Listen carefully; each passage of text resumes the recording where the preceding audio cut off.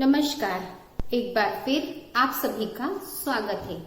आज हम कक्षा 10वीं की पाठ्य पुस्तक वासंती का पाठ 4 पढ़ेंगे। पाठ 4 है हमारा मेरी जीवन रेखा। मेरी जीवन रेखा के लेखक हैं महावीर प्रसाद द्विवेदी जी। प्रस्तुत आत्मकथात्मक निबंध में पंडित महावीर प्रसाद द्विवेदी ने अपने प्रारंभिक जीवन के संघर्षों को रेखांकित किया है। उन्होंने जीवन यात्रा में आई अनेक विषम परिस्थितियों को भोगा तथा दृढ़ संकल्प के साथ उसका सामना किया। जीवन में आगे बढ़ते रहने का लक्ष्य सदैव सामने रखा। पूरी ईमानदारी और निष्ठा से अपने कर्तव्यों का पालन करने से मनुष्य को आत्मसंतोष होता है। साथ ही उसमें उत्साह और लगन का संचार भी होता है। मात्र व्यक्तिगत स्वार्थ से ऊपर उठकर अपने दायित्वों का पालन करना मनुष्य को उच्च सफलताओं से जोड़ता है। लेखक ने सरस्वती पत्रिका का संपादन सफलतापूर्वक करते हुए हिंदी साहित्य की महान सेवा की। तो प्रस्तुत पाठ में लेखक अपनी आत्मकथा बताते हैं। वे कहते हैं, मैं क्या हूं यह तो सभी लोग प्रत्यक्ष रूप से जानते हैं, परंतु मैं क्या था इस विषय में कोई नहीं जानता है। मेरे मित्रों और कृपालुओं हितैषियों आदि ने क्या किया? आदि ने बहुत ही कम लोग उनके विषय में जानते हैं। उन्होंने क्या किया? अनेक पत्र लिखे उन्हें कि अपने जीवन वृत्तांत, अपनी आत्मकथा छापो और हमें बताओ। उन्होंने कहा कि मेरे जीवन में ऐसा है ही क्या जिसे मैं लिखूं या छापूं या बताऊं। फिर भी यदि वो अपने मित्रों की, जिन्होंने उन्हें उन पर कृतज्ञता की, जिनकी वे कृपा के पात्र हैं, यदि वे उनकी आज्ञा का उल्लंघन करते तो वो क्या होती? उनके लिए धृष्टता होती। तो इसके लिए उन्होंने क्या किया? थोड़ा सा लिखने का प्रयास किया। जो कुछ उनके जीवन में घटा उसको सभी को उन्होंने सुना देना चाहा। और बड़े लोगों के विषय के लिए उन्होंने क्या किया? आत्मकथा लिखकर मैदान साफ कर। वे कहते हैं, मैं एक ऐसे देहाती का पुत्र हूँ। देहाती मतलब गांव में रहने वाले का पुत्र हूँ, जिसका मासिक वेतन 10 रुपए था। वो क्या करते थे? अपने गांव के मदरसे में थोड़ी सी उर्दू पढ़ी थी उन्होंने, और संस्कृत घर पर ही पढ़ते थे। और अपने गांव से दूर 26 मील दूर वो कहाँ पर जाते थे? रायबरेली के जिला स्कूल में पढ़ने जाते थे, अंग्रेजी पढ़ने जाते थे। और क्या करते थे? आटा और दाल पीठ पर लाद कर लेकर जाते थे। उन्हें खाना बनाना नहीं आता था, तो वो क्या करते थे? दाल में ही आटे की टिकिया डालकर बना लेते थे और खा लेते थे। अब क्या होता था? उस समय क्या होता था? स्कूल में अंग्रेजी पढ़ने जाते थे और क्या करते थे? उनकी पारिवारिक स्थिति अच्छी नहीं थी, तो वो ज्यादा नहीं पढ़ सके। एक साल में क्या हो गया? वे अजमेर में 15 रुपए महीने की नौकरी करी उन्होंने। और क्या किया उन्होंने? और काम सीख कर वो क्या बन गए? जीआईपी रेलवे में 50 रुपए महीने के लिए वे तार बाबू बन गए। बचपन से ही उनके सीखने की प्रवृत्ति बहुत थी। जहां से भी जो कुछ भी मिलता उसको वो सीख लेते, ग्रहण कर लेते। उनकी प्रवृत्ति ही ऐसी थी। उन्होंने अपने जीवन में अपने लिए 4 सिद्धांत निश्चित किए। पहला, वक्त की पाबंदी। दूसरा, रिश्वत न लेना। तीसरा, अपना काम ईमानदारी के साथ करना। और चौथा, ज्ञान वृद्धि के लिए सतत प्रयत्न करते रहना। अब क्या हुआ, पहले 3 सिद्धांतों के अनुकूल आचरण करना तो सहज था, पर चौथे के अनुकूल कार्य करना, सचेत रहना थोड़ा कठिन था। फिर भी वो क्या करते, उस चौथे सिद्धांत के लिए कार्य करने के लिए सतर्क रहते। जहां से भी जो भी सीखने को मिलता वे सब क्या कर लेते थे, सीख लेते थे वे। और उनको फिर भी क्या हो गया, सतत प्रयत्न करते रहने से उनको सफलता भी होती गई। तार बाबू से टिकट बाबू, माल बाबू, स्टेशन मास्टर, यहाँ तक कि पटरियां बिछाने और सड़क की निगरानी करने वाले प्लेटियर का काम तक भी उन्होंने सीख लिया। इसके फलस्वरूप क्या हुआ उन्हें कि उनको ज्यादा उनकी तरक्की होती गई। सिर्फ उनको एक बार सिफारिश करनी पड़ी और उनकी तरक्की होती गई। आगे से आगे वो काम करते जाते, उनकी तरक्की होती जाती। आगे से आगे वो काम करते जाते, सब काम करते, तो वो उनकी तरक्की होती चली गई। उन्होंने बहुत ऐसे काम किए। अब वे क्या हो गए, 10-12 वर्ष के बाद मेरी उनकी मासिक आय कितनी हो गई, उनकी योग्यता से दुगनी हो गई। एक बार उनके मालिक ने, जब वे काम करते थे तो उनके मालिक ने उनसे कहा कि तुम सभी अपने जो साथी वाले हैं उनको, सभी कर्मचारियों को साथ में लेकर 8 बजे आ जाया करो और 10 बजे तक क्या होना चाहिए, मेरे टेबल पर, मेरी मेज पर मेरे पेपर्स रखे होने चाहिए। इस पर उन्होंने कहा कि मैं तो आपकी आज्ञा का पालन कर सकता हूँ, आपके कहे अनुसार काम कर सकता हूँ, लेकिन मैं दूसरे को नहीं कहूंगा। इस पर उनके ऊपर क्या हो गया, उनके हुक्म का उन्होंने कहा कि मैं आपका हुक्म मानूंगा, दूसरों को आने के लिए नहीं कहूंगा। इस पर उन पर क्या हुआ कि उन्होंने इस्तीफा दे दिया। उनके ऊपर अत्याचार हुए थोड़े, मना करने पर तो उन्होंने इस्तीफा दे दिया।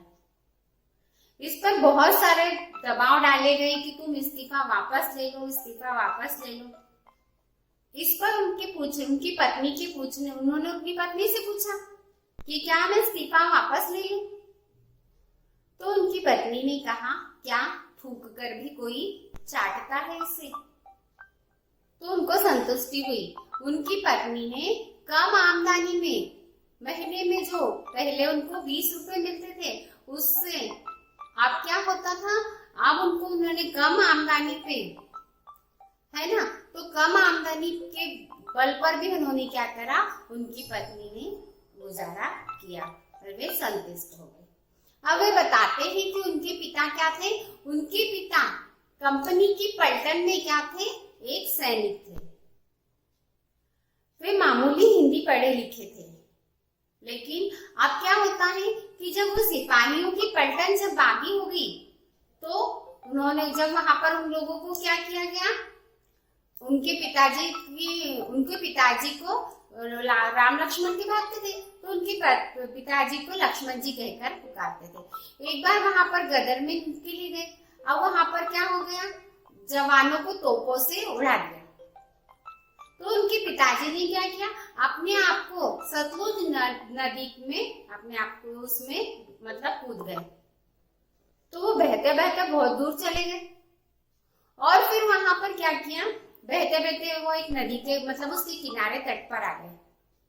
जब उनको होश आया तो बहुत दूर पहुंच चुके थे। तो उन्होंने क्या किया कि अपने आप को जीवित रखने के लिए वहां पर घास, हरी हरी घासों को चूसते हुए अपने आप को उन्होंने जीवित रखा। उनके पिता क्या थे, एक अच्छे पंडित और संस्कृतज्ञ थे, है ना। तो उन्होंने क्या करा, उनसे ही संस्कृत सीखी। उनके पिता भी संस्कृत और नाना मामा के यहाँ भी संस्कृत सीखी उन्होंने, वहां भी संस्कृत सिखाई। मतलब उनके वहां पर सब मामा के यहाँ भी उनको संस्कृत का ज्ञान था, तो उन्होंने वहां पर भी संस्कृत सीखी। अब क्या होता है, पिता पिता से भी उन्होंने सीखी, दादा से भी सीखी, मामा के यहाँ से भी।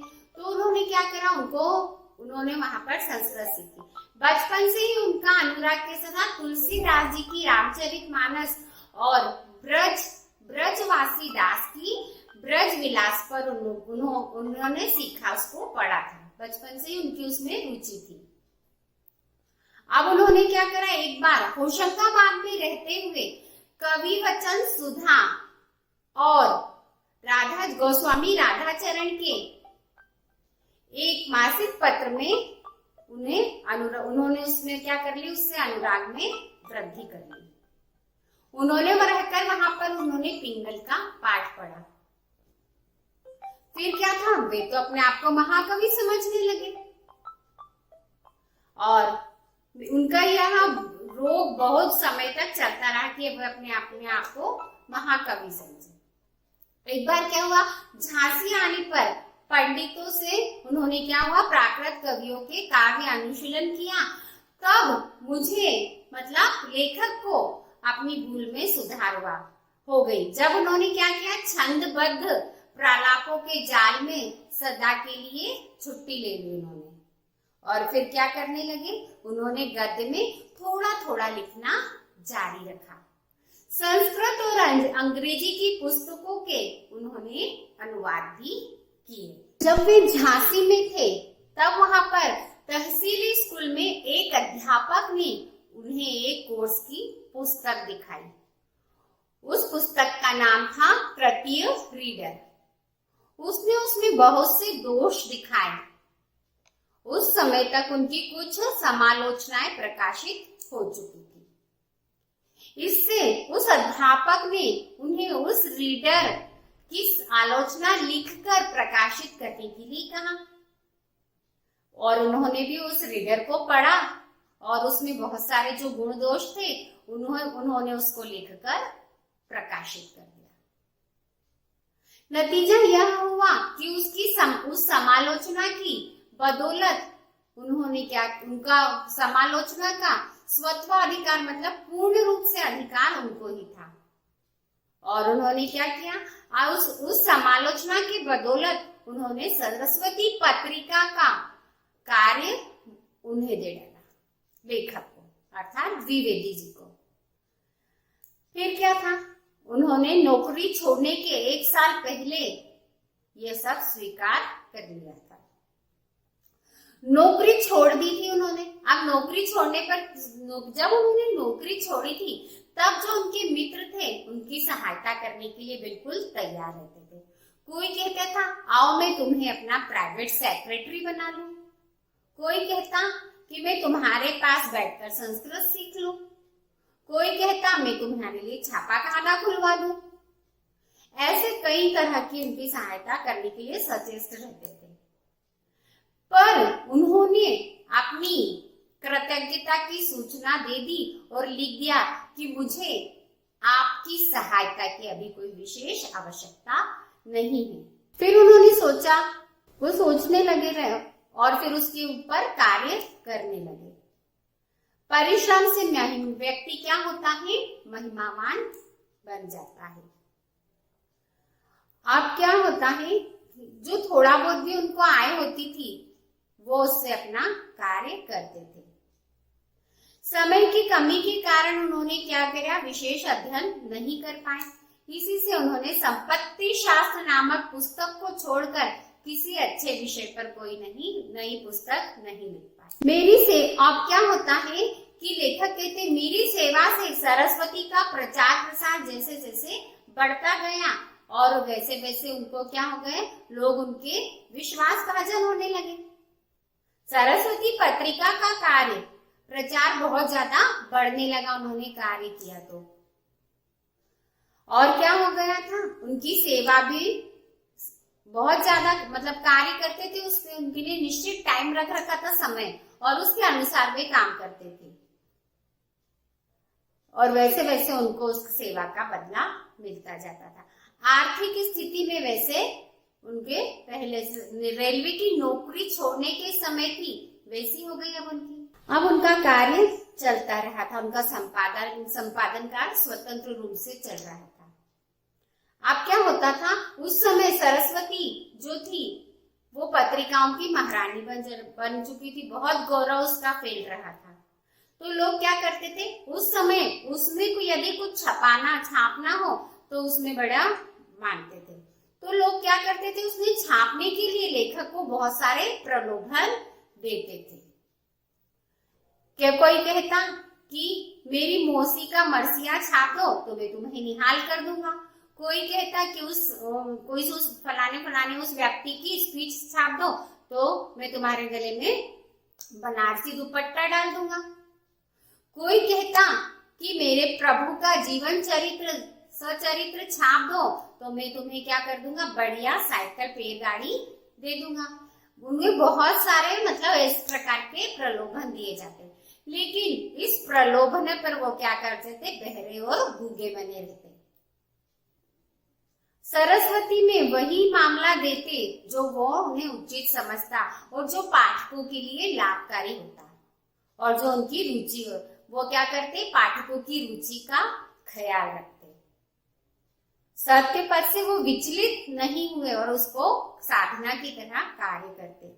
और वह लेख जो लिखते थे उसकी भाषा को वह इस तरह सरल बना देते थे कि पाठक उसे आसानी से समझ ले, चाहे वो तुर्की हो या फारसी हो। कोई भी अरबी, तुर्की, फारसी के शब्द को वह लेख लिखते समय लिखते, लेकिन वो भाषा जो रहती है वो पठनीय और सरल बना देते। इस प्रकार लेखक का यह जीवन परिचय रहता है। इस प्रकार उन्होंने अपनी आत्मकथा को उसमें व्यक्त किया है। धन्यवाद।